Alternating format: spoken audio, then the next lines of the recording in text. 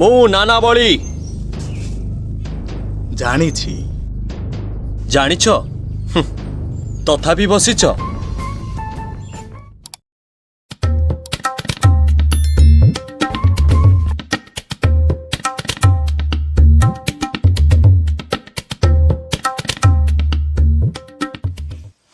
ନିଜକୁ ଭଗବାନ ବୋଲି ଭାବୁଛ ନାଇଁ? କିଏ କହିଲା ମୁଁ ଭଗବାନ? ଏ ଗାଁକୁ ଯେବେ ମୁଁ ଆସିଲି ତ କିଏ କହିଲା ସାଇ ବାବା, କିଏ କହିଲା ଫକୀର, ଯାହାକୁ ଔଷଧ ଦେଲି ସିଏ କହିଲା ବୈଦ। ତମେ ମତେ କହୁଛ ଭଗବାନ? ସବକା ମାଲିକ ଏକ ହେ।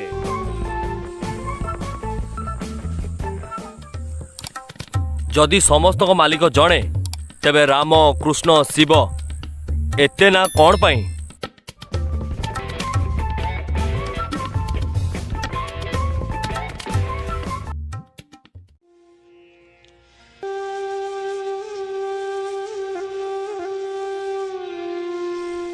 ଇଏ କ'ଣ? ଜଳ।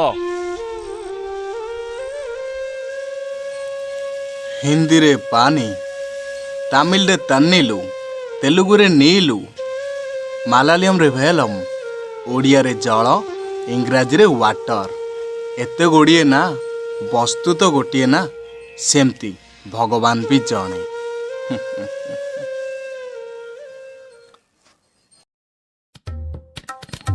ଓ ଚତୁରତାର ସହିତ ବଞ୍ଚିଯିବ ବୋଲି ଭାବୁଛ ନାଇଁ? ମୋ ପ୍ରଶ୍ନର ସଠିକ ସମାଧାନ କର। ସବୁଠାରୁ ଚଞ୍ଚଳ କିଏ? ମନ। ମନଠାରୁ ଦ୍ରୁତଗତି କାହାର? ବିଚାର।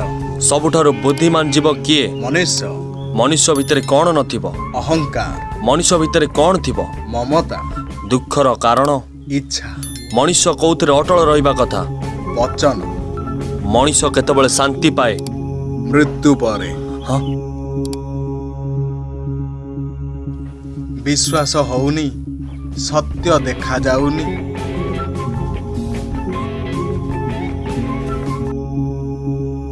ଦିନ ବିତୁଥାଏ, ମଣିଷ ଭାବୁଥାଏ ମୋ ସହିତ ମୋ ବୟସ ଚାଲିଥାଏ, କିନ୍ତୁ ଏହା ସତ୍ୟ ନୁହେଁ।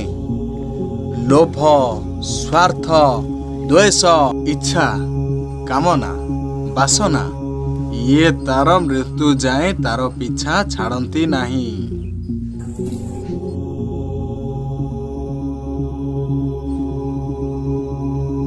ମୃତ୍ୟୁ ପରେ ଶାନ୍ତି ମିଳିଥାଏ। ମହାନୁଭବ, ଆପଣ ମହାନ। କିଛି ଲୋକ ଆପଣଙ୍କ ଉପରେ ବିଶ୍ୱାସ କରନ୍ତିନି, ସେଥିଲାଗି ମୁଁ ଆପଣଙ୍କୁ ପ୍ରଶ୍ନ ପଚାରି ବୋଲି ଚାଲି ଆସିଥିଲି। ମୋତେ କ୍ଷମା କରିବେ, କ୍ଷମା କରିବେ।